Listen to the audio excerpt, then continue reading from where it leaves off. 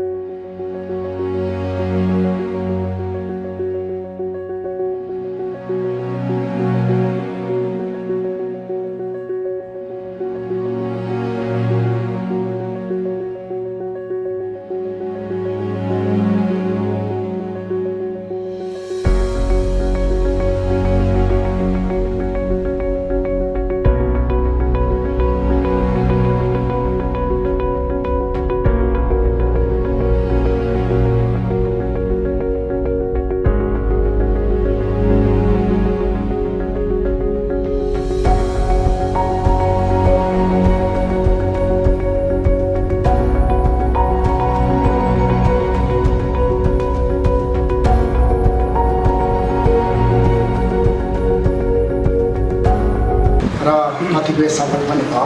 तसर्थ हाम्रो पूर्व मेयर साहबहरू, हाम्रो ललितपुर महानगरपालिकाका उपमेयरज्यू, हाम्रो डाक्टर सुनिल बाबु श्रेष्ठ लगायत यहाँ उपस्थित हुनुभएका तपाईँ सम्पूर्ण व्यक्तिहरूलाई मेरो हार्दिक नमस्कार जोजनप्पा। यो चाहिँ सम्भवतः यो पुस्तक प्रकाशित भइसकेपछि सबैभन्दा खुसी हुने व्यक्ति म हुन्छु होला। मैले भन्ने गरेको छु, अब म चाहिँ यो पटक पनि चुनावमा जितेँ।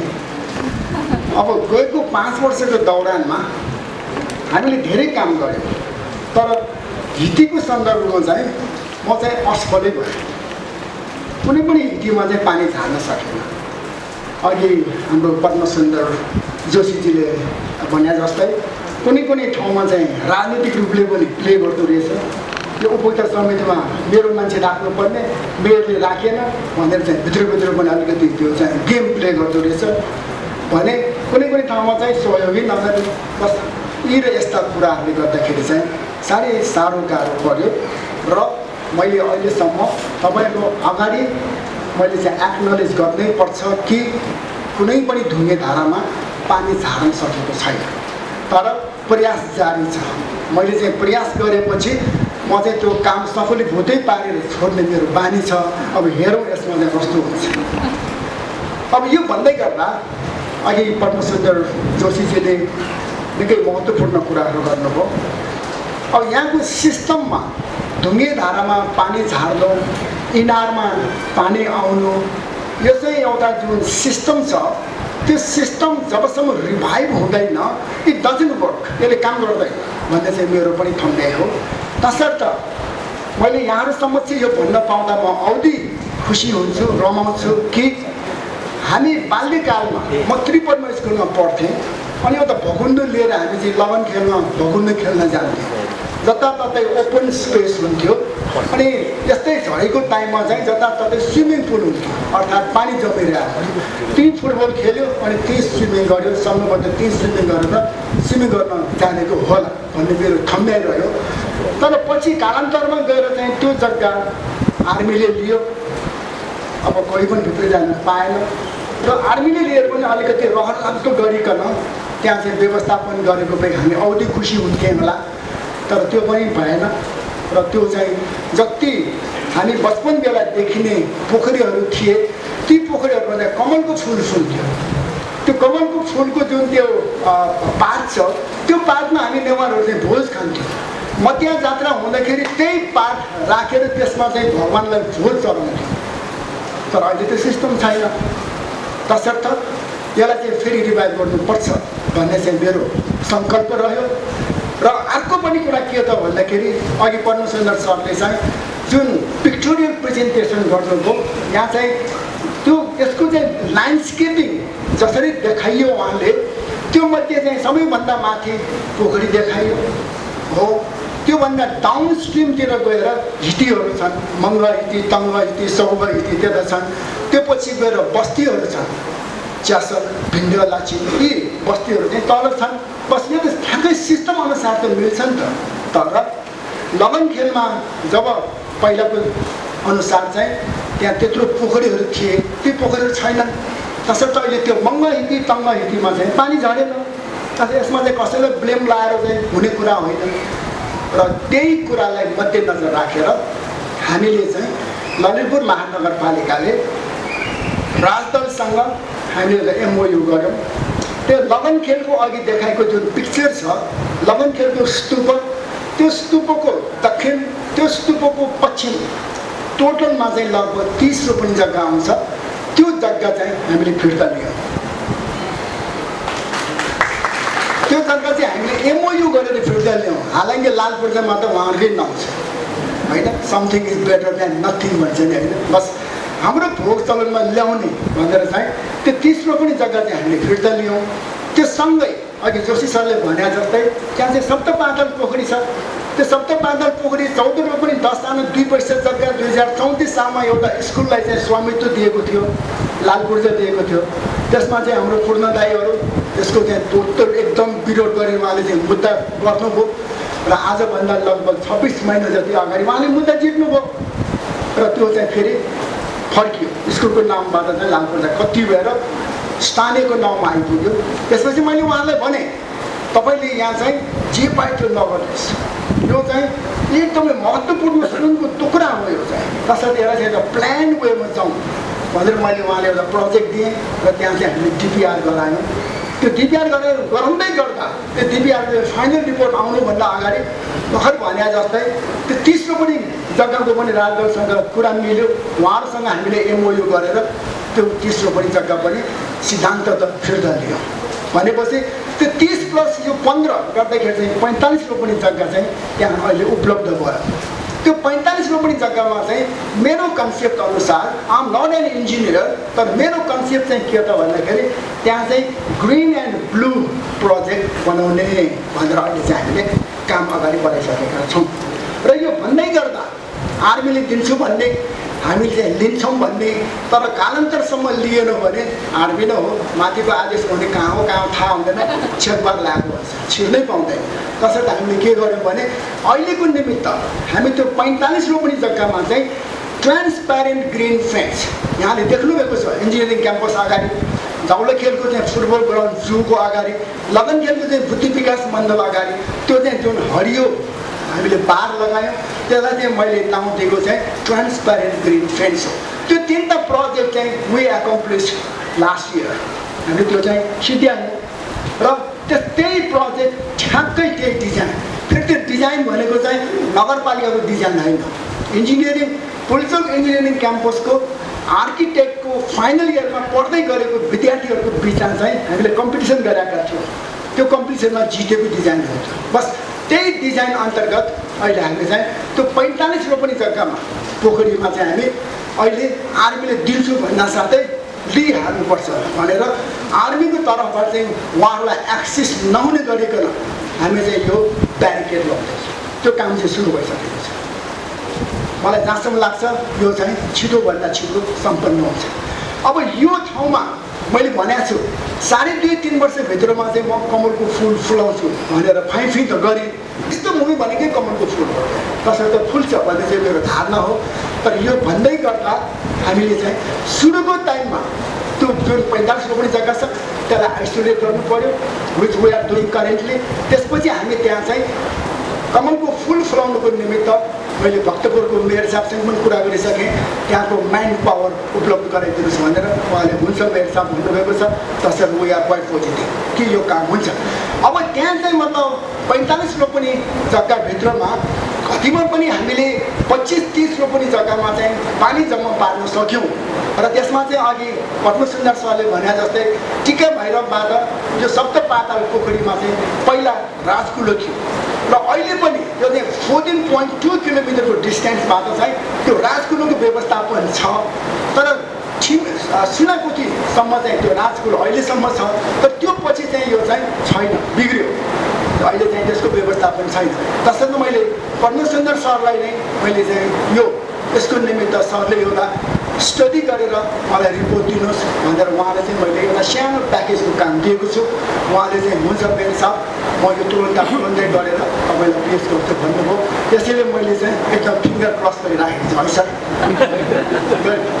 र त्यो पानी ल्याएर त्यहाँ चाहिँ जोड्न सकेको खण्डमा निश्चित तौरले त्यो चाहिँ मतलब मङ्गा हिटी तङ्गा हिटी सौग हिटीहरूमा चाहिँ पानी झर्छ भन्ने चाहिँ हाम्रो पानी विज्ञ हाम्रो प्रयागराज सर लगायतको चाहिँ जुन ठम्ब्याइ छ त्यो कुरा चाहिँ कामयाब हुन्छ भन्ने चाहिँ मेरो चाहिँ ठम्ब्याइ रह्यो अब यो कुरा किन पनि साँचो छ भने यहाँलाई थाहा होला जगलाखेलको सदर चिडियाखानाभित्र बिचमा एउटा ठुलो पोखरी छ त्यो पोखरीको पश्चिममा वडा नम्बर 3 र वडा नम्बर 4 मा चाहिँ धोबीघाटमा चाहिँ दुईटा ढुङ्गे धाराहरू छन् एउटा इको हिटी अर्को हिको हिटी यता पनि तीनटा धारा यता पनि तीनटा धारा छ ढुङ्गे धाराहरू तर त्यहाँ चाहिँ कहिले पनि पानी सुकेको छ कारण त्यो चिडियाघरभित्रको जुन ढुङ्गे धारा छ पोखरी छ त्यो पोखरी चाहिँ यो दुईटा ढुङ्गे धाराको मुहान रहेछ बस यसले पनि प्रुफ गर्छ कि हाम्रो लगनखेलमा हामीले यो अहिले भने जस्तै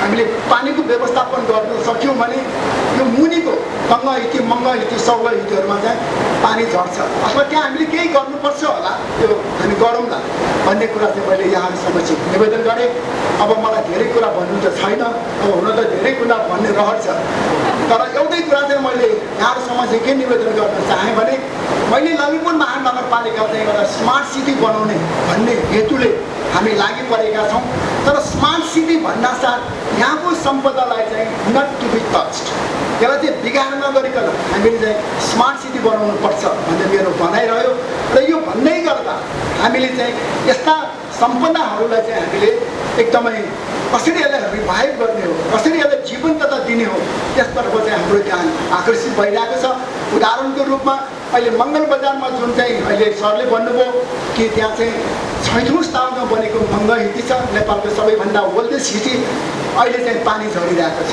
तर दुःखको कुरा त्यहाँ चाहिँ मतलब बेसी पानी पऱ्यो भनेदेखि पन्दिङ बन्छ स्विमिङ पुल जस्तै बन्छ र त्यो मङ्गा हिटी पनि पुरा पानीले भर्छ तर अब चाहिँ मलाई जहाँसम्म लाग्छ अब त्यो समस्या समाधान हुन्छ लगभग भयो नि भनेर त म भन्दिनँ जबसम्म आफ्नै आँखाले देख्दिनँ किनभनेदेखि त्यहाँ चाहिँ हामीले एउटा ट्रङ्क लाइन प्रोजेक्टको चाहिँ इम्प्लिमेन्टेसन हामीले गर्दैछौँ त्यो भनेको चाहिँ हामीले एसियन डेभलपमेन्ट ब्याङ्कसँग 54 करोड रुपियाँ लोन होइन ग्रान्ट लिएर चाहिँ हामीले 2.8 किलोमिटरको चाहिँ ट्रङ्क लाइन प्रोजेक्ट हामीले सुरु गर्यौँ त्यो चाहिँ गएर हाम्रो चाहिँ यो वाटर ट्रिटमेन्ट प्लान्टमा त्यो जोड्न जाने गरिकन चाहिँ त्यो सिस्टम डेभलप गरेको छ र त्यसमा चाहिँ ट्रङ्क लाइन प्रोजेक्टको लगभग 40% काम सिद्धियो र पाटन दरबार स्क्वायरमा चाहिँ यो काम लगभग सिद्धिसकेको छ तसर्थ अब त्यहाँ चाहिँ पानी जम्दैन पाटनको यो जुन मङ्गा हिटी छ त्यसमा पनि पानी जम्दैन भन्ने चाहिँ मैले मेरो ठम्ब्याइ हो अब लेट्स सी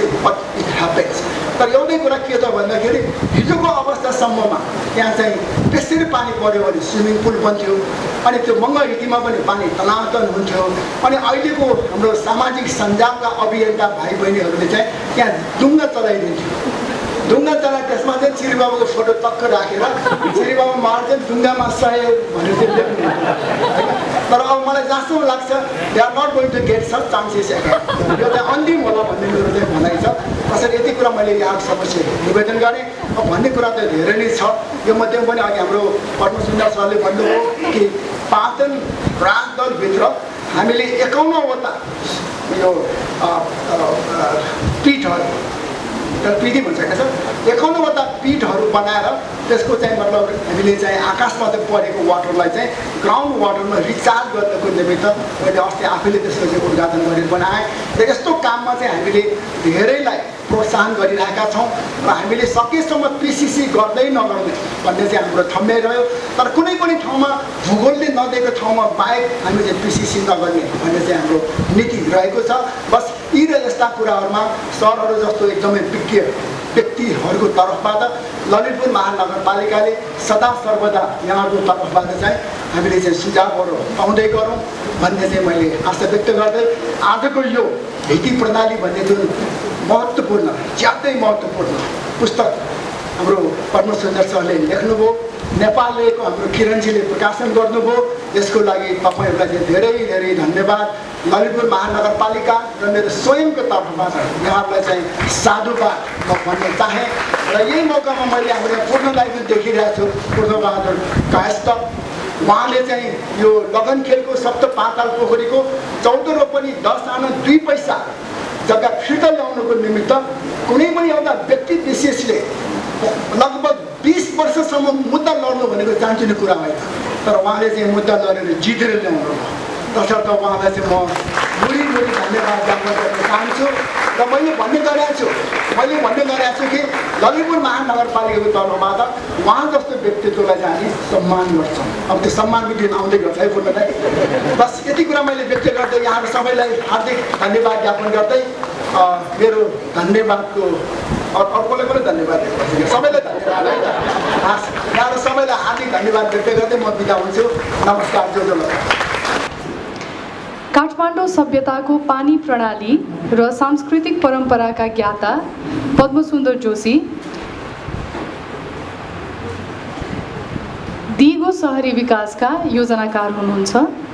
उपत्यकाको पूर्वाधार विकासका साथै मूर्त तथा अमूर्त सम्पदाहरूको जगेर्नामा सक्रिय उहाँ पेसाले चाहिँ इन्जिनियर हुनुहुन्छ। लामो समय त्रिभुवन विश्वविद्यालय अन्तर्गत इन्जिनियरिङ अध्ययन संस्था पुल्चोकमा प्राध्यापन समेत गर्नुभएका जोशीले काठमाडौँ महानगरपालिकाको सहरी विकास आयोजनाको सदस्य सचिव रही सहरी पूर्वाधार सुधार आयोजना तथा काठमाडौँ उपत्यका म्यापिङ कार्यक्रमको नेतृत्व पनि गर्नुभएको थियो। यो पद्मसुन्दर जोशीजीको पहिलो नेपालीमा प्रकाशित पहिलो पुस्तक हो।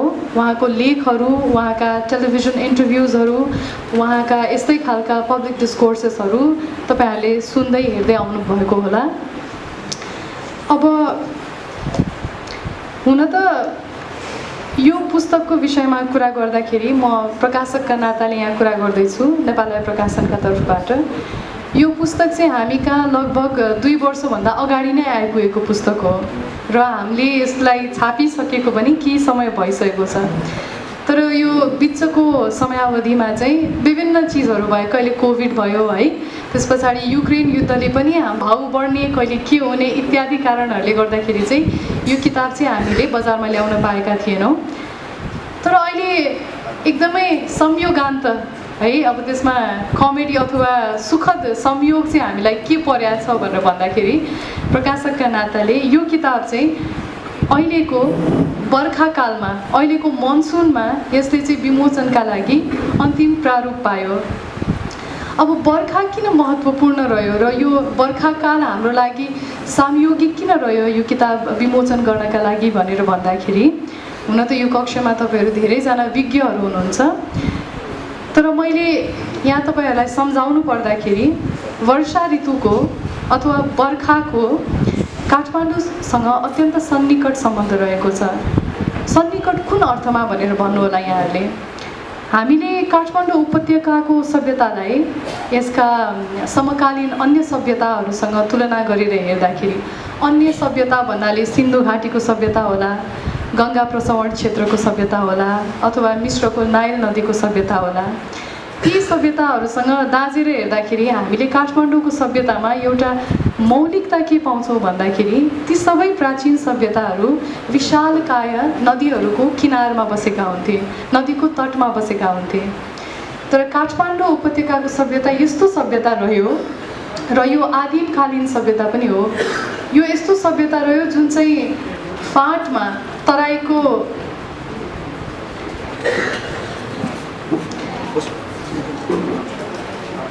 यो चाहिँ पहाडी तराईको फाँटमा नभएर, नदीको किनारमा नभएर पहाडको थुम्का थुम्की र टारमा बसेको सभ्यता रह्यो। र यही भौगोलिक मौलिकताका कारण काठमाडौँ उपत्यकाले एउटा यस्तो प्रणालीको विकास गर्यो जसलाई चाहिँ आजको आधुनिक इन्जिनियरिङका दृष्टिकोणबाट सम्भवतः सबैभन्दा पर्यावरण मैत्री र दिगो प्रविधि मान्न सकिन्छ होला। र यो प्रविधिगत प्रणालीको नाम नै हिती प्रणाली रहेको छ।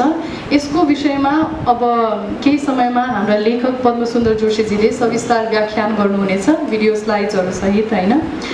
तर मैले अघि भने जस्तै यो प्रणालीको प्राण धमनी भनेकै बर्खा थियो। बर्खामा यो अन्डरग्राउन्ड वाटर रिसोर्स, है, जमिन मुनिको पानी र बर्खाको पानीमा आधारित भएको यो प्रणालीले चाहिँ अनवरत वर्षैभरि पानी बगिरहने प्रणाली एउटा विकसित गरेको थियो। त्यस कारणले बर्खाको काठमाडौँ उपत्यकासँग एकदमै सन्निकट सम्बन्ध रहेको छ। अब तर यस अगाडि अब यो त छँदैछ, होइन। अब म तपाईँहरू सबैजनाको अनुमतिले यो हिती प्रणाली बाहेक छुट्टै विषयमा यहाँहरूको एकैछिनको लागि ध्यान आकृष्ट गर्न चाहन्छु। मैले अघि पनि भने बर्खा हाम्रो प्राण धमनी थियो। भारतवर्षमा चाहिँ एकजना कवि हुनुहुन्थ्यो, 5औं शताब्दीमा हामीले सुनिआएको कवि हो, उहाँलाई हामी महाकवि पनि भन्छौँ। महाकवि कालिदास हुनुभयो। कालिदास पश्चात भारतीय वाङ्मयमा, साहित्यमा स्वच्छन्दतावाद, हामीले अङ्ग्रेजीमा रोमान्टिसिजम भनेर भन्छौँ, होइन। यो रोमान्टिसिजम चाहिँ पाश्चात्य मुलुकमा चाहिँ 18औं शताब्दीमा सुरु भयो। तर हामीहरू कहाँ चाहिँ यो 5औं शताब्दीबाटै कालिदासपछि नै स्वच्छन्दतावादी धार चाहिँ आएको थियो। र कालिदासले चाहिँ के गर्नुभयो भनेर भन्दाखेरि पहिला चाहिँ कविहरूले, लेखकहरूले, होइन, कुनै पनि कार्यक्रम सुरु गर्दाखेरि हामीले सुनेका छौँ, कुनै पनि कार्यक्रम सुरु गर्दाखेरि आराध्यको उपासना गरेर, कि त देवताको उपासना गरेर अथवा कि त राजाहरूको उपासना गरेर कार्यक्रमको सुरुवात गर्ने चलन थियो। तर हामीले अहिले सेक्युलर भन्छौँ नि, धर्मनिरपेक्ष भनेर। कालिदासकै हिसाबमा धर्मनिरपेक्ष चेत भएको कवि हुनुहुन्थ्यो। उहाँले एउटा नौलो चलन सुरु गर्नुभयो जहाँ चाहिँ हामीहरू कुनै मान्छेको, कुनै व्यक्तिको, कुनै देवताको आराधना नगरिकन प्रकृतिको आराधना गरेर, कुनै पनि कालको आराधना गरेर शुभ कार्य सुरु गर्नुपर्छ भनेर उहाँले चलन बसाउनु भयो। र तदनुरूप उहाँले लेख्नु भएको एउटा प्रसिद्ध संस्कृत काव्य छ ऋतुसंहार। तपाईँहरूले कतिजनाले त्यसको नाम सुन्नुभएको छ, है। ऋतुसंहार पछाडि यही दीक्षा प्रणालीमा, यसरी प्रकृति पूजनकै दीक्षा प्रणालीमा दीक्षित भएर हामी कहाँ एकजना लेखक, कवि शिरोमणि श्री लेखनाथ पौडेलले ऋतुविचार काव्य रचना गर्नुभयो। र त्यो ऋतुविचारबाट आज म तपाईँहरूलाई केही पङ्क्तिहरू पढेर यो कार्यक्रम शुभारम्भ गर्न चाहन्छु। किन भन्दाखेरि काठमाडौँको लागि आराध्य भनेको बर्खा ऋतु नै हो। बर्खाको अनुकम्पाले नै यहाँ हाम्रो पानी प्रणाली, जल प्रणाली चलेको छ। त्यस कारणले यहाँहरूको अनुमतिले म लेखनाथ पौडेलको ऋतुविचारको वर्षा विचारबाट केही कविताहरू वाचन गरेर आजको कार्यक्रम शुभारम्भ गर्न चाहन्छु। यो अनुष्टुप छन्दमा छ यो बर्खा विचार। पहिला जलका बिन्दु जोरले जुन आउँछन्, रूपमा पुतली तुल्य धूपमा ती बिलाउँछन्। पहिले पृथ्वीमाथि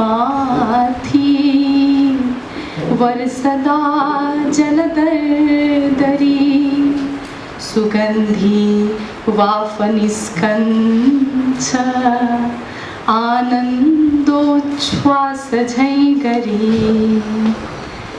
घरी दरदराकार, घरी सुस्तै सिमी सिमी, जलवर्षा लगातार गर्छ मेघ घुमी घुमी।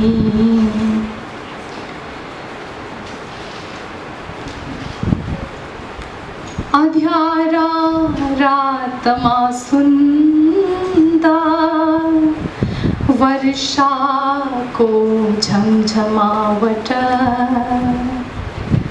परमानंद का ढोका स्वयं खुल्दछ खटाखट।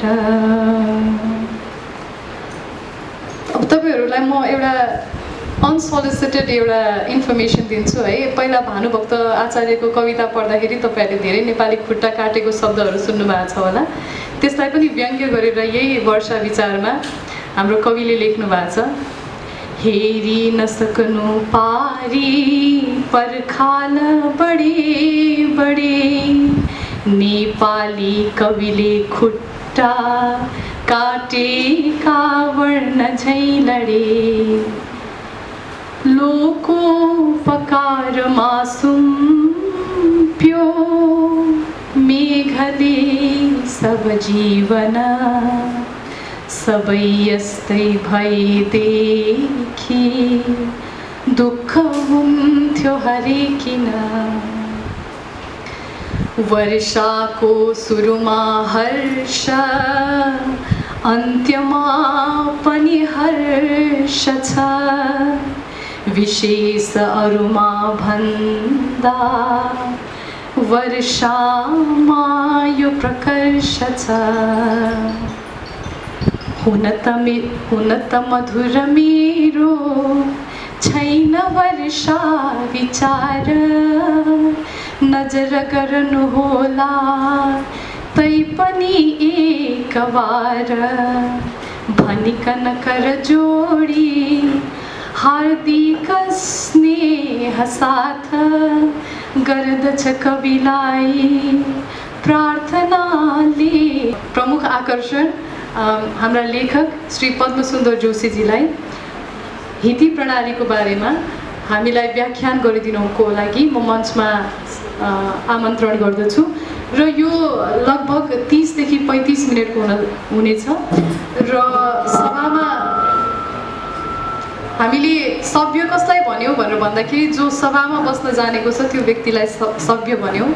सभ्यता अर्थात् केही चलनहरू हुन्छन्, सभामा बस्ने केही एटिकेट्सहरू हुन्छन् हैन। तपाईहरुको फोन स्विच अफ नगरे पनि कमसेकम साइलेन्ट मोडमा राखिदिनुस् होला। यति भन्दै म यहाँहरुबाट बिदा हुन्छु। धन्यवाद। उभिएर बोलिराख्दाखेरि अलिअलि नर्भस भइरहेछु म। हुन त यो टिचिङ पेसामा लागेको त्यतिको यसो बोल्नको लागि अप्ठ्यारो मान्नुपर्ने होइन, तर कता कता त्यो मास्टर्सको थेसिस डिफेन्ड गरे हो कि जस्तो लागिरहेछ मलाई। किनभने एउटा उहाँले अघि भन्नुभयो 30-35 मिनट, मैले लगभग 45 मिनट लिन्छु तपाईहरुको अनुमतिले। त्यतिमा मैले यो सघाउनु पर्ने छ। के हुँदो रहेछ भने लेखकहरूलाई आफूले जानेको कुरा सबै भनिहालौँ जस्तो हुँदो रहेछ। घटाउँदा घटाउँदा अप्ठ्यारो हुँदो रहेछ। तर त्यति भनिकन म तपाईहरुलाई यो पुस्तकको बारेमा भन्दा पुस्तकभित्र भएको विषयलाई आजको यो सभामा प्रस्तुत गर्न चाहन्छु। र यसलाई मैले बढी प्राज्ञिक बनाउने कोसिस गरेको छुइनँ। बढी सामान्य सरल किसिमबाट सबैले बुझोस् भन्ने हिसाबले कुराहरू राख्ने कोसिस गरेको छु र बढी कुरा त त्यो पुस्तकमा पछाडि आउने नै छ। म पहिला अलिकति पानी खाउँ। यहाँ रहेछ।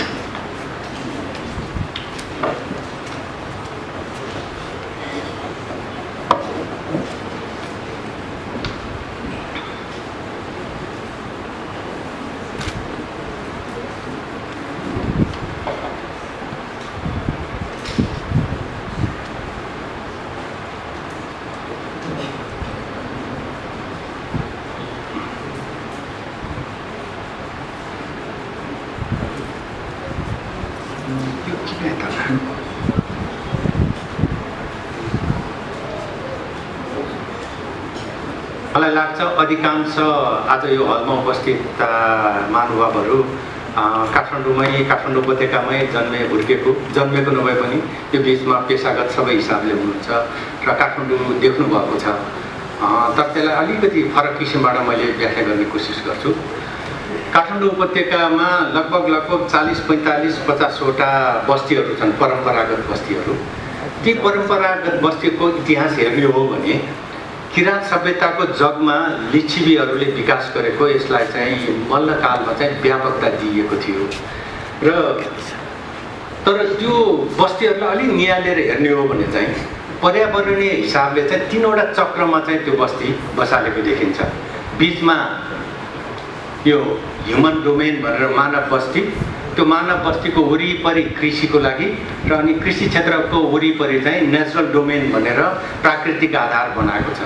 र तल यहाँ हेर्नुभयो भने यी नेवार बस्तीहरू चाहिँ सबै अग्लोमा बस्ने गरेको छ। यो अग्लोमा बस्दाखेरिका थुप्रै फाइदाहरू छन्। सबभन्दा ठुलो बेफाइदा चाहिँ के हो भने पानीको कसरी व्यवस्थापन गर्ने भन्ने हुन्छ। दुईटा कुरा, एउटा चाहिँ पानीको अभाव सुक्खा टाइममा, यस्तो बर्खामा चाहिँ पानीको चाहिँ व्यापकता भएर पहिरो आदि इत्यादिको समस्या, र यही कुरालाई समाधान गर्नको लागि आविष्कार गरिएको प्रणालीलाई चाहिँ हामी हिती प्रणाली भनेर भन्न सक्छौँ। त्यसलाई यहाँभित्र विभिन्न यी बस्तीहरूमा देखिने इनारहरू, कुवाहरू, होइन, हिती पोखरीहरू, यीहरूबाट चाहिँ हामीले यो प्रणाली बनेको देखिन्छ। अब उपत्यकाको प्रणालीलाई वास्तवमा हेऱ्यो भने उपत्यका यस्तो किसिमबाट बनेको थियो कि यो बस्नुको एउटा प्रमुख कारण चाहिँ के थियो भन्दाखेरि यसको इन्डो टिबेट ट्रेडको कारणले गर्दाखेरि सुरुदेखि यहाँ सहर थियो, होइन। गुणकामदेवले त 15,000 घरको चाहिँ काठमाडौँ सहर यहीँ दे भनेर बनायो भन्ने चाहिँ इतिहासमा बुझिन्छ। भन्दा त्यत्रो ठुलो सहरमा पानीको व्यवस्थापन गर्ने चाहिँ चुनौती स्वाभाविक रूपमा थियो। त्यसैले त्यसबेला लिच्छवीकालदेखि नै अझ पछि आएर यी यो काठमाडौँ उपत्यका भयो, बुढा नीलकण्ठबाट बुढा नीलकण्ठ प्रणाली, टिका भैरव प्रणाली, र यो बागेश्वरीबाट नगरकोट मुनिबाट बागेश्वरी प्रणाली भनेर ठुल्ठुला हिती प्रणालीहरू थिए।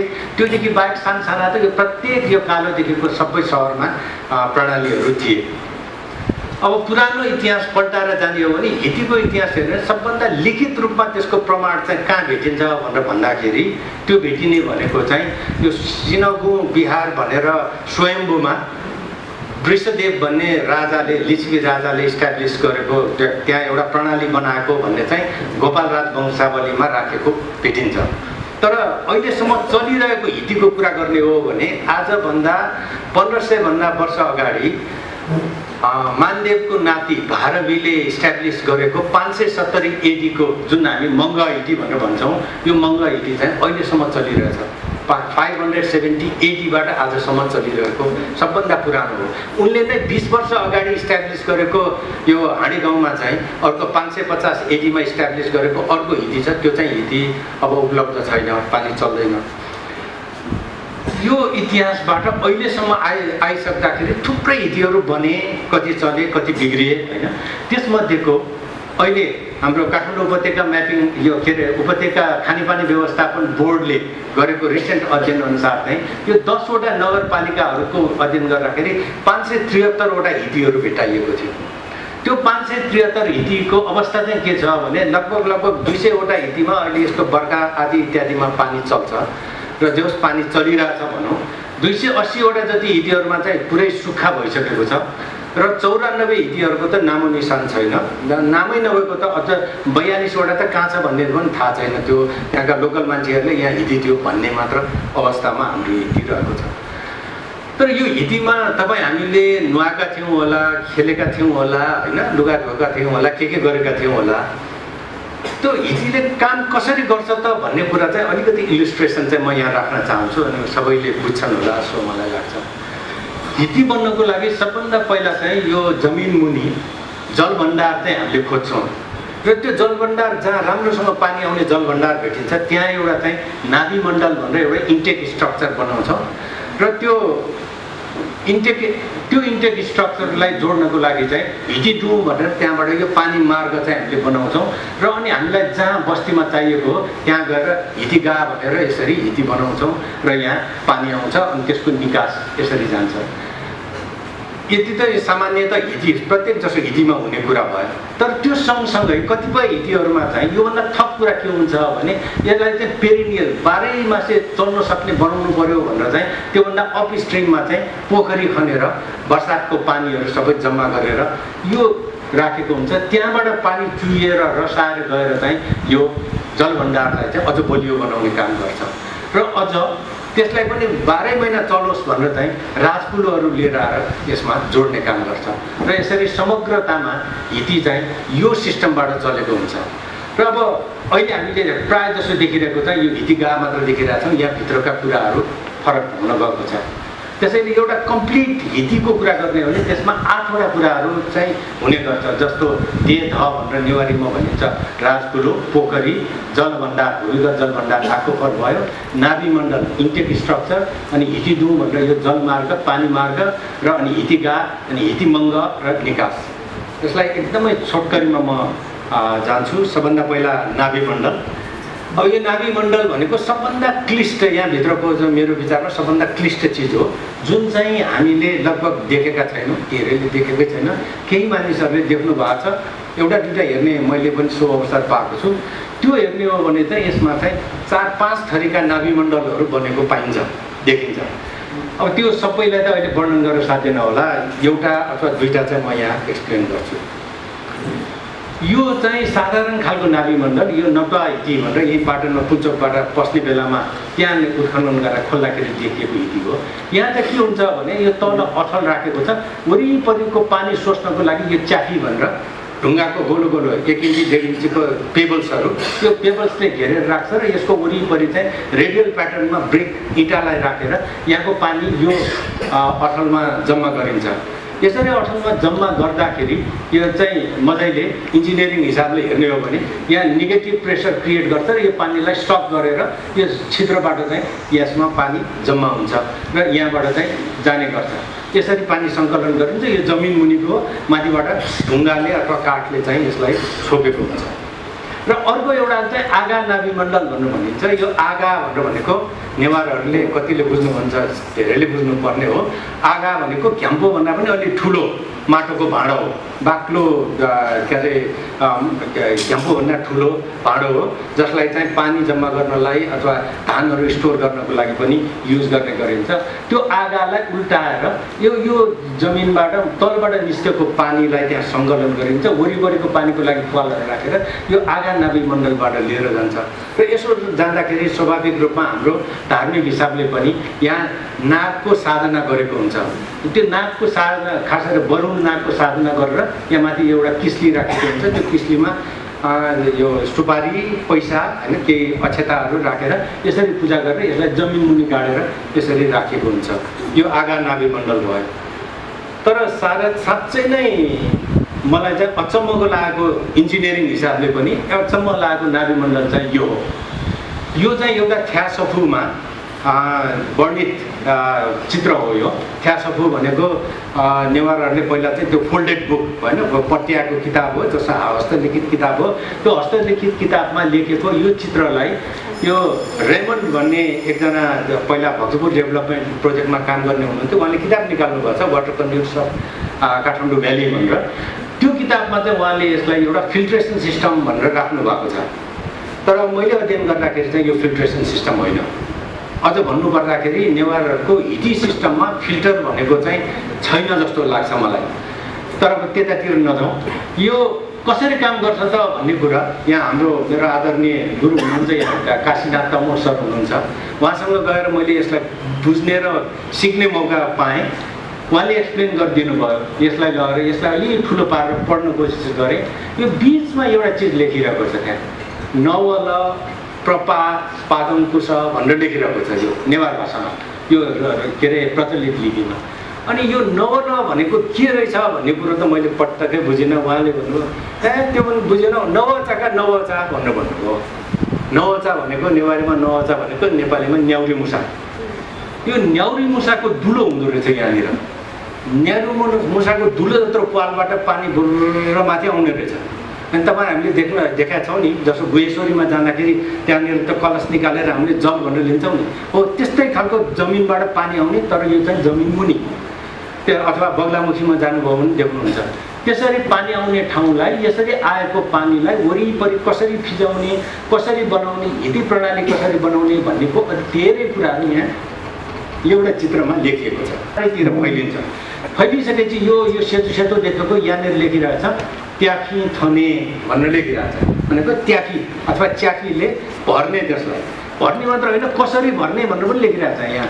छगरी तुचुक्क बिगरी भनेर यस्तो किसिमबाट यति समय लगाएर यहाँ यस्तो किसिमबाट भर्नुपर्छ भन्ने खालको कुराहरू यहाँ लेखेको छ।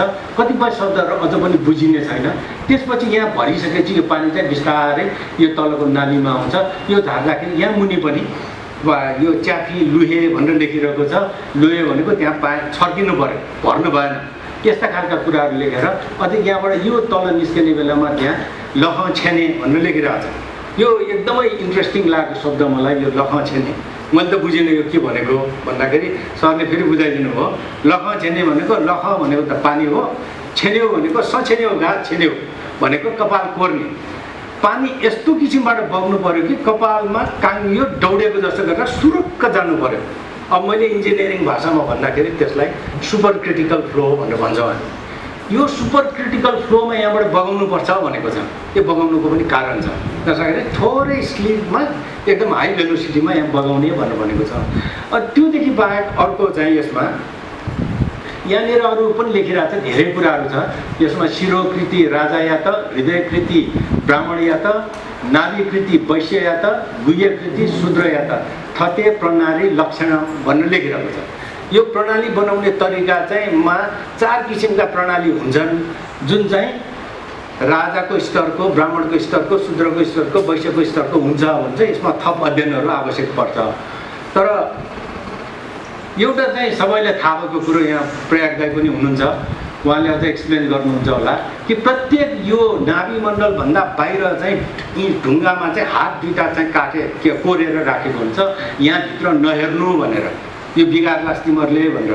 अहिले भन्दाखेरि यहाँबाट हेऱ्यो भने त रगत छादेर मर्छ, यो चाहिँ हेर्नै हुँदैन भनेर कतिपय ठाउँमा हामीलाई देखाउँदैनन् पनि। तर यो चाहिँ यसको प्रोटेक्सनको लागि राखिएका यस्ता कुराहरू यहाँ छन्। अनि त्योदेखि बाहेक त यहाँ बिचमा यो हिटी बनाउँदाखेरिको कति हात लम्बाइ, कति अम्मल चौडाइ, यो सबै कुराहरू डाइमेन्सनहरू यसमा दिइएको छ। त्यहाँबाट दौडेर आइसकेपछि पानी निस्किसकेपछि चाहिँ यो हिटी दुमा राखेर हामी यो त्यो गटरबाट चाहिँ हामी पानी हिटीसम्म लिएर जान्छौँ। त्यो लिएर जानको लागि लिच्छवी कालमा चाहिँ काठको भन्थ्यो, यो मङ्गा हिटीको हेर्नु भने काठको। र पछि आएर चाहिँ सायद टेराकोटा हामीले बनाउन जान्यौँ। अनि टेराकोटाको चाहिँ यो हिटीडुम बनाएको छ। यो जोडेर यो जेला हिटी भक्तपुरमा अस्ति भर्खरै भेटाएको यो बुढा नीलकण्ठको धलमपुरको हिटीको यो हिटीडुम हो। यसरी बनाएर यसलाई माथिबाट इँटाले छोपेर अनि त्यसलाई फेरि गर्छुचाले चारैतिर बेरेर वाटर टाइट गरेर पानी बगाउने काम गर्छ।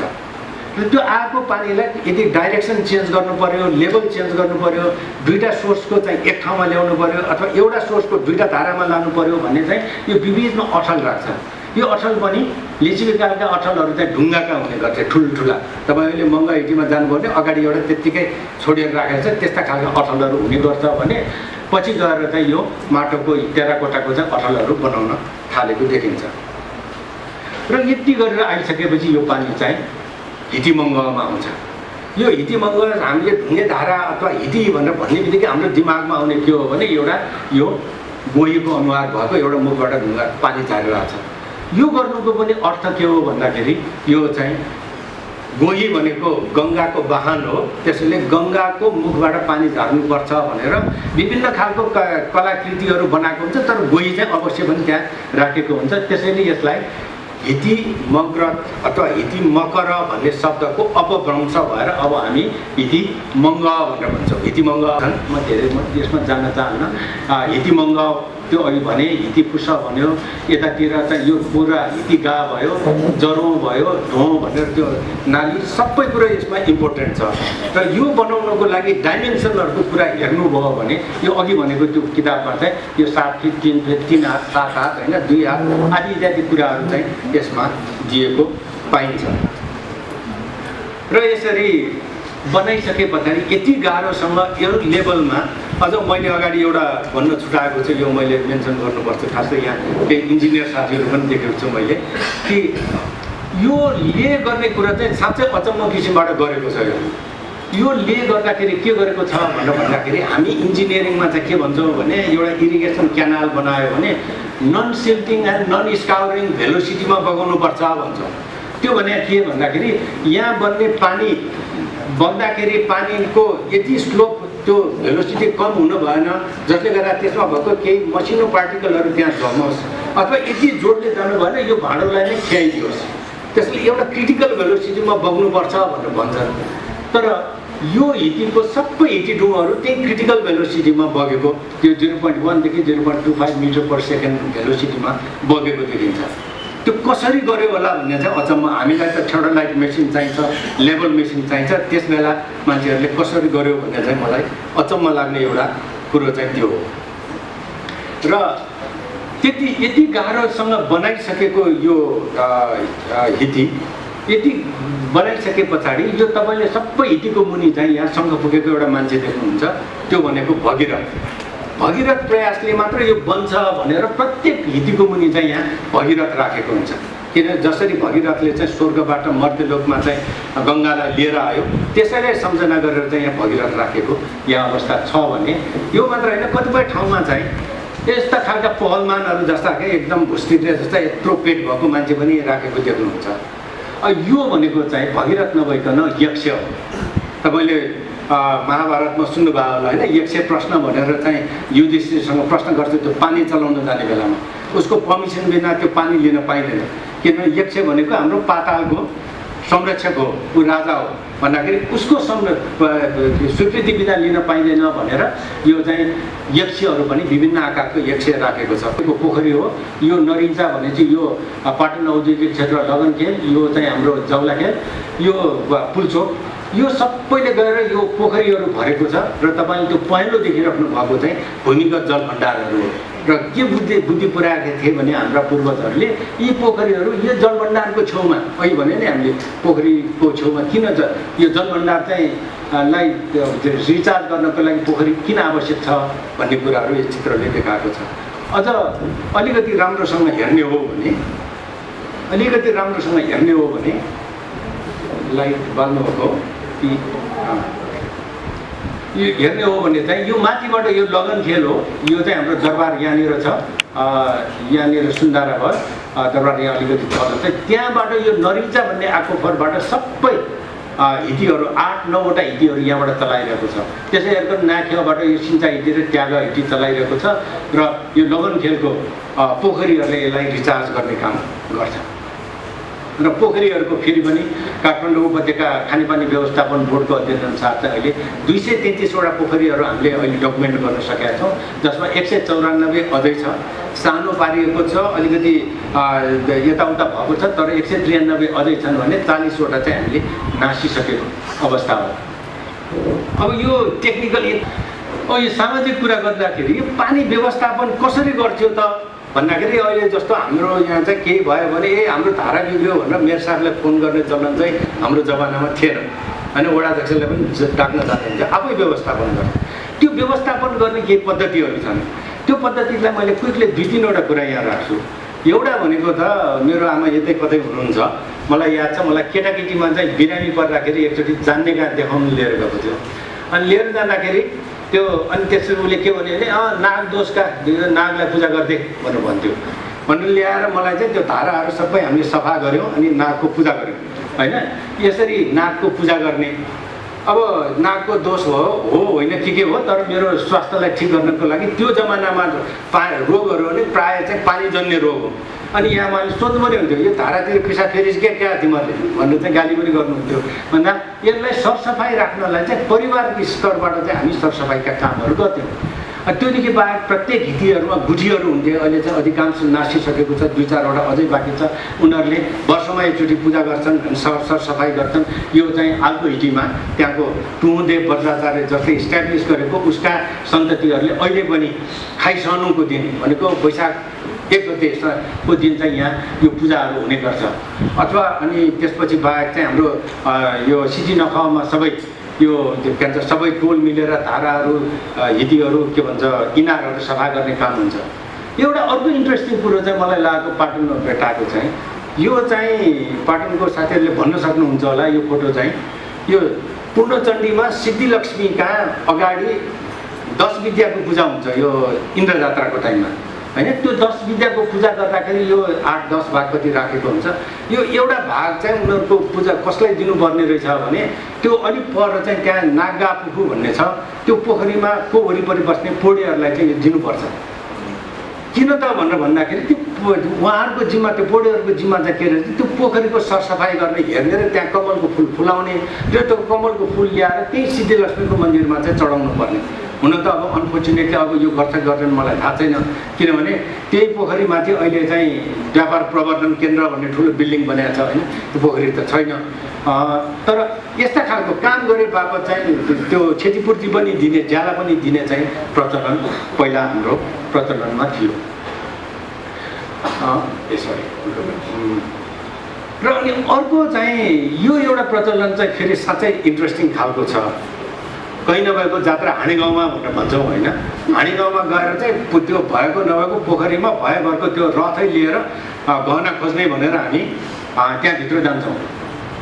यो किन गएको होला यसरी, त्यो केही पर्पज नभइकन त त्यतिकै गयो होइन। त्यो भगवान्को गहना कहाँ हराउँथ्यो र हराएको भए कहाँ भेटाउँथ्यो र अहिलेसम्म खोजिराख्नु पर्ने त होइन होला। तर यसरी चाहिँ प्रत्येक वर्ष यो पोखरीमा जान्छ।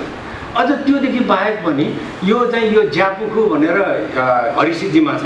त्यो हरिसिद्धिमा चाहिँ यो गुनपुनी भनेको जनै पुण्यको दिन त्यहाँ एउटा मेला लाग्छ र यो मेलामा चाहिँ के गर्छन् भने माथि फुलचोकीदेखि मान्छेहरू चाहिँ के अरे फुलचोकीदेखि फुलचोकी माई चाहिँ त्यहाँ तल आउनुभयो भनेर उहाँलाई सम्मान गर्नको लागि यो के अरे अग्रजहरूले, त्यहाँको थकालीहरूले यो पूजा गरेर यो पोखरीमा नुहाउँछन्। यिनी नुहाइसकेपछि यो अनि सबै केटाहरूले अनि त्यसपछि यहाँ पौडी खेल्न थाल्छ, छाम्प्लाङ छुम्प्लुङ पारेर एकदमै रमाइलोसँग यहाँ यो कार्यक्रम हुन्छ। यस्तै खालको कार्यक्रम चाहिँ कहीँ चाहिँ त्यो तना तिन्यौ भनेर चाहिँ ठिमीमा बोडेमा होइन, कहीँलाई चाहिँ ख्याकलाई मासु खुवाउने भन्छ, कहीँ के भन्छ। त्यसरी त्यहाँ माथि के भन्छ किसीपिँढीमा चाहिँ त्यो लाखेलाई चाहिँ बलि दिने भन्ने, त्यो के अरे कुखुरा बलि दिने भनेर कुखुरा काटेर त्यो पोखरीमा 4-5 दिन अगाडि त्यो पोखरीमा घाँसहरू राखेर सबै मिलाएर राख्छ।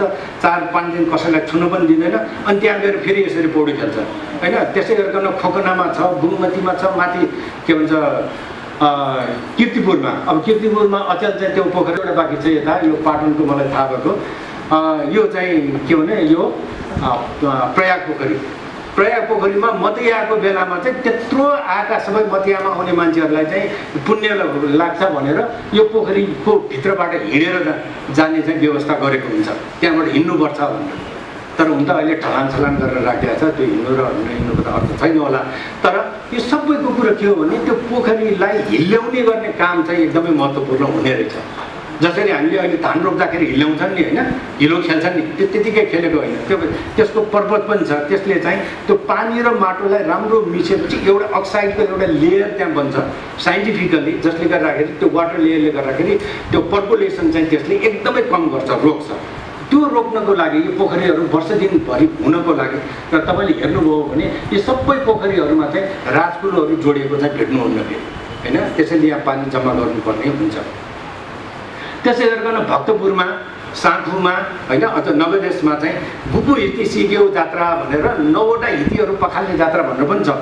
त्यो भनेको चाहिँ यही गुनपुनीको दिन चाहिँ 9वटा हितीहरू, त्यो भक्तपुरमा त यो सूर्य विनायकदेखि आफ्नो टोलसम्म यहाँ 13-14वटा हितीहरू छ। आफ्नो टोलसम्मको 9वटा हिती चाहिँ पखाल्दै जान्छ। त्यो हितीहरूलाई संरक्षणको त्यो तरिकाहरू भयो।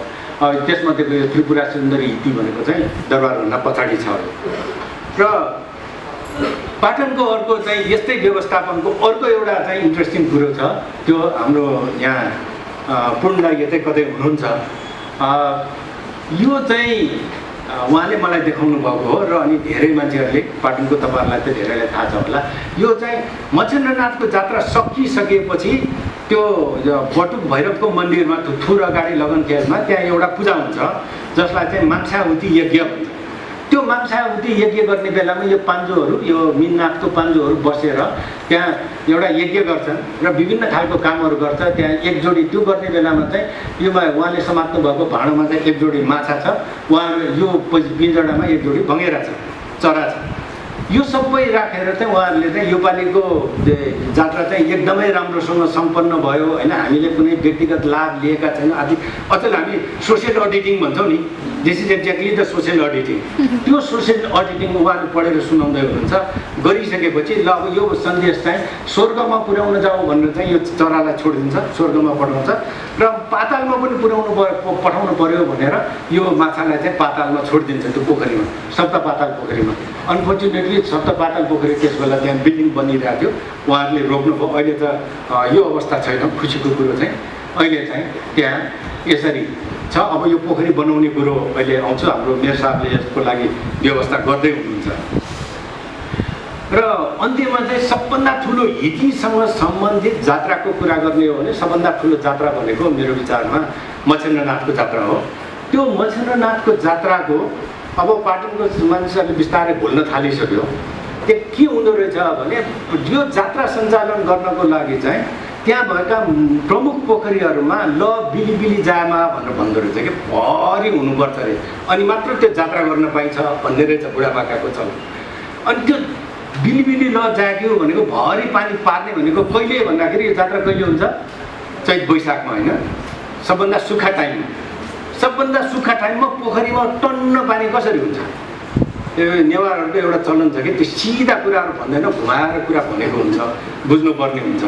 त्यो भनेको चाहिँ के भने त्यो पोखरीमा पानी भर्ने राजकुलो चाहिँ व्यवस्थापन गर, अनि त्यसपछि त्यहाँ पानी आउँछ होइन, त्यो नक्कुदेखि टिका भैरवदेखि ल्याएको पानी चाहिँ अनि त्यो पोखरीमा भर्न पाइन्छ भनेर भनेको भयो। अनि त्यो भनेको अनि त्यसपछि मात्र जात्रा सञ्चालन गर्ने। अब त त्यो राजकुलो पनि छैन, पोखरी के अरे अनअर्गनाइज अनप्लान्ड हिसाबले अर्बनाइजेसन भयो। अनि त्यसपछि हाम्रा राजकुलाहरू चाहिँ सबै अहिले नागबली परेका सडकहरू भनेको हिजोको राजकुलो हो भनेर त्यो दुई चारवटा अपवादलाई छोड्यो भने सबैतिर राजकुलाहरू होइन, राजकुलोलाई चाहिँ बाटो बनायो, राजकुलो नासियो। राजकुलो नासिसकेपछि हामीले पोखरी नास्यो। पोखरी पनि अब फोहोर फाल्न थाल्यौँ, के गर्यो त्यो बेकारको एकदमै काम नलाग्ने खालको कुरो भयो हाम्रो लागि। अनि त्यसले गर्दाखेरि बिस्तारै हाम्रो वाटर टेबल डाउन भयो। अनि त्यसमा माथि पनि अब हामीले फेरि यो निजी इनार होइन, पानी भनेको हाम्रो सभ्यतामा कहिले पनि निजी हुँदैन, कहिले पनि निजी हुँदैन, चाहे हिटी होस् चाहे इनार होस्, कुनै पनि निजी हुँदैन। तब अब हामीले के जान्यो भने अब एकदमै सभ्य भयो, प्रत्येक घरमा हामीले के अरे इनारहरू बनाउन थाल्यौँ र पानी निकाल्यौँ। र यो पानी निकालिसके पछाडि त भयो के त भन्दाखेरि इनारमा पानी गयो, हिटीमा पानी सुक्यो होइन, त्यो वाटर टेबल तल गयो, हिटी सुक्यो, अब के कामको। अनि त्यसमाथि अझ झन् चाहिँ के भयो भने यो बिल्डिङहरू अहिले चाहिँ हामी डबल बेसमेन्टको बिल्डिङहरू बनाइरहेछौँ। कहाँनिर हिटिटु गइरहेको छ भने हामीलाई थाहा छैन। भन्दाखेरि बिल्डिङ बनायो, त्यो सबै बिग्रियो भत्यो, अब पानी हिजोसम्म आएको, आज पानी आएन, किन आएन, नाग नै उठेर गयो कि के भयो भन्ने खालको अवस्था चाहिँ हाम्रो भयो। त्यो मात्र होइन, अनि त्यसपछि बिस्तारै हामीले यो पोखरीहरू पनि पुर्दै जाँदै यस्तो फोहोर ठाउँमा के गर्ने भनेर अनि त्यसमाथि हामीले बिल्डिङहरू बनाउन थाल्यौँ होइन, सरकारी बिल्डिङ बन्न थाल्यो, स्कुल बन्न थाल्यो, के बन्न थाल्यो। अनि त्यस पछाडि चाहिँ स्वाभाविक रूपमा हाम्रा हिटीहरू बिग्रियो। अब प्राविधिक रूपमा हेर्दाखेरि हामीले चाहिँ यो मुहानहरू बिग्रेको, राजकुलो पोखरीको कुरो मैले बताएँ होइन, इनार ट्युबहरूको कुराहरू बनाएँ।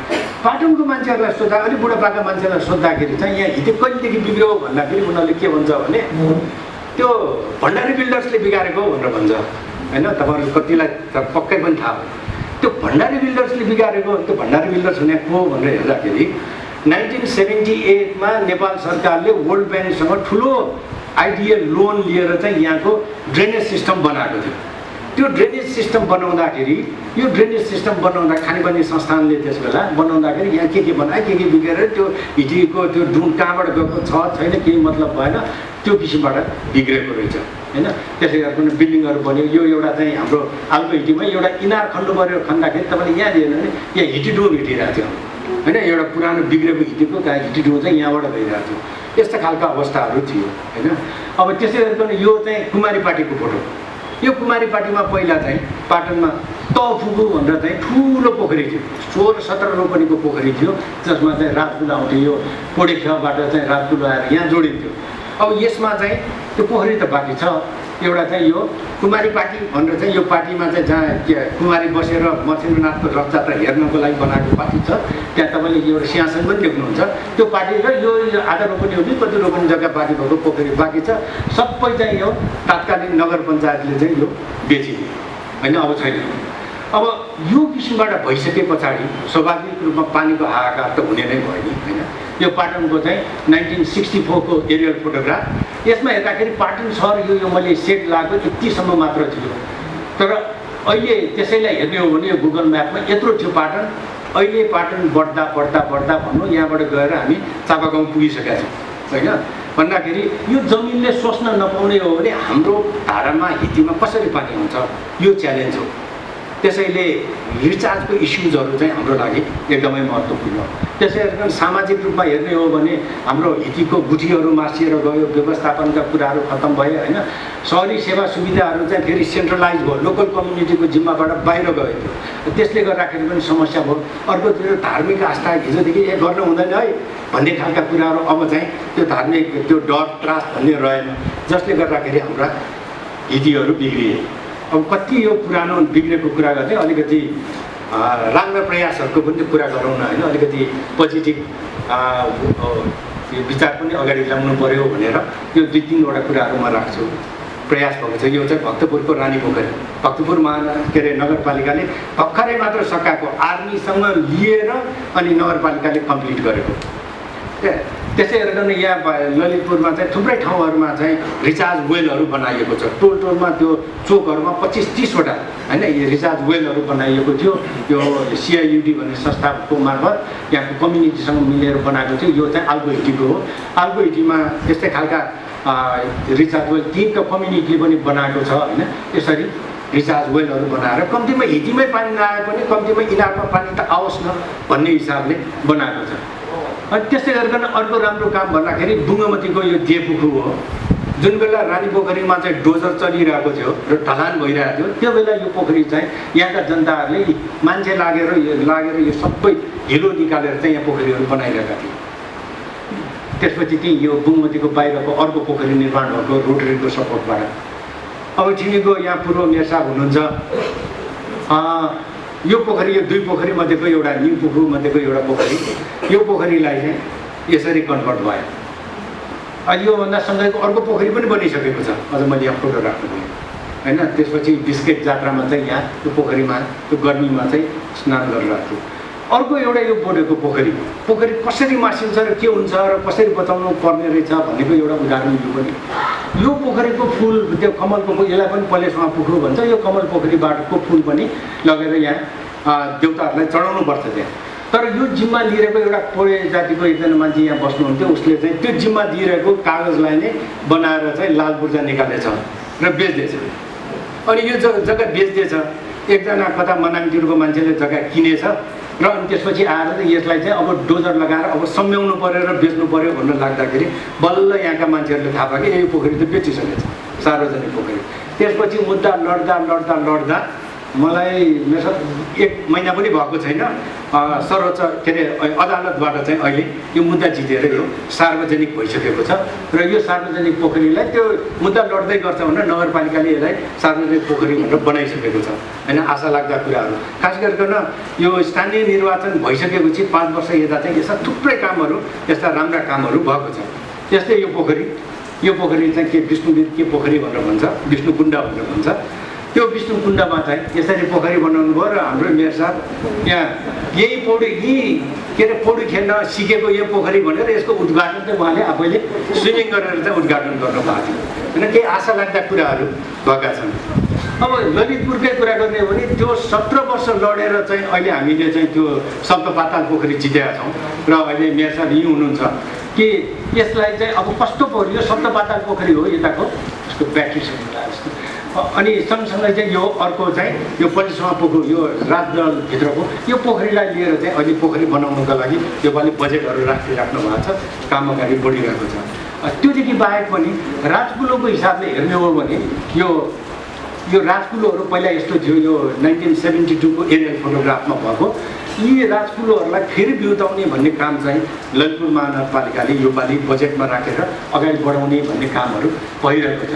त्यस्तै खुसी लाग्दो कुरो चाहिँ सुन्दारामा चाहिँ जुन पुनर्निर्माण गरेर त्यहाँ चाहिँ प्राकृतिक रूपमा नै पानी बगाउँछु भनेर हाम्रो नयाँ मेयर साहबले भन्नुभएको छ। त्यो पनि खुसी लाग्दो नै कुरा हो कि हितीहरूलाई त्यो कस्मेटिक हिसाबले पम्प गरेर पानी पठाएर चाहिँ हिती चाहिँ त्यो बनिँदैन होइन, त्यो चाहिँ उपहास गरे जस्तो मात्र हुन्छ।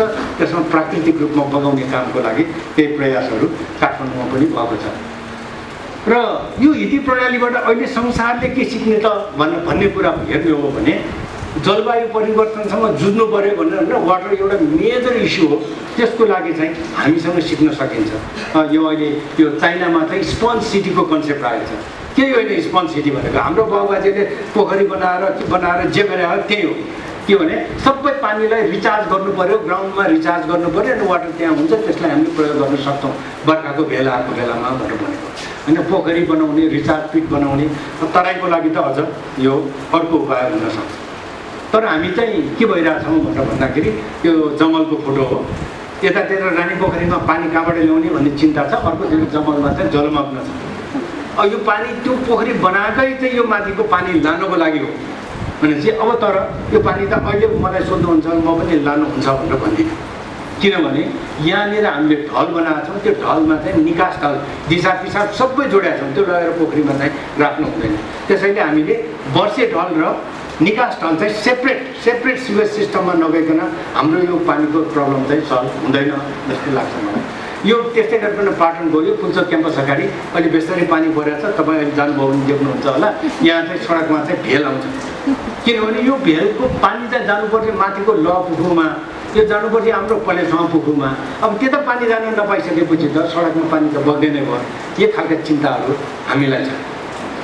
अब यो एकछिन काठमाडौँ बाहिर पनि जाउँ भनेर जनकपुरमा चाहिँ मैले 2-3 दिन अगाडि मात्र त्यो टिभीमा एउटा त्यो न्युजमा सुनिरहेको थिएँ कि यहाँ ढल बनाएकै मिलेन, पानी नै गएन भनिरहेको थियो।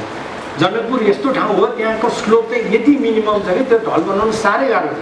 त्यही भएर हाम्रो पुर्खाले चाहिँ त्यो पोखरी बनाएको, जनकपुर होइन पोखरी नै पोखरी।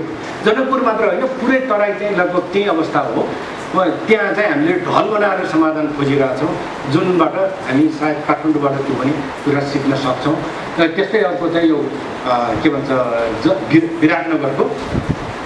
विराटनगरमा एसटियुआइपी भन्ने प्रोजेक्टबाट यो 2-3 वर्ष भोगेर सकिएको 1,60 करोड रुपियाँ चाहिँ वर्षे ढलको लागि मात्र खर्च गरेको छ।